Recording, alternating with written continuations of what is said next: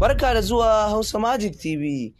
Kar ka manta mai sauraro ka danna mana alamar subscribe da ƙararrawar sanarwa domin ta hanyar haka ne kawai za a kasance da sabon shirye-shiryenmu da zarar mun ɗora.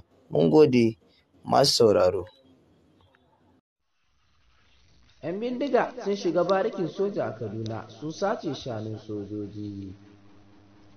'Yan bindiga sun shiga wani sashi na barikin sojoji da ke jaji jihar Kaduna, inda suka sace shanun sojojin suka yi awon gaba da su.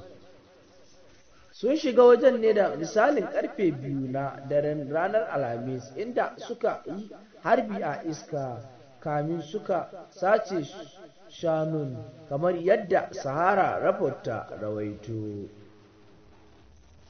Ba a san yawan shanun da 'yan bindigar suka ɗauka ba, amma sai da wani ya bayyana wa Sahara Report cewa aƙalla za su iya kai 100. Ma'ajiyar ɗauka ta ƙara da cewa a shekarar da ta gabata ma sai da 'yan bindiga suka shiga suka sace shanun kusan 400 mallakin sojojin. Kar ka manta mai sauraro, idan yau ne farkon zuwan ka wannan tasha, muna so ka danna mana alamar subscribe da ƙararrawar sanarwa domin ta hanyar haka ne kawai za a kasance da sabbin shirye-shiryenmu da zarar mun ɗora. Sannan kar ka manta ka danna mana alamar liking domin ta hanyar haka ne kawai za ka ƙara mana ƙwarin gwiwa kawo maka shirye-shirye a koda yaushe. Mun gode da zuwa wannan tasha ta mai albarka ta Hausa Magic.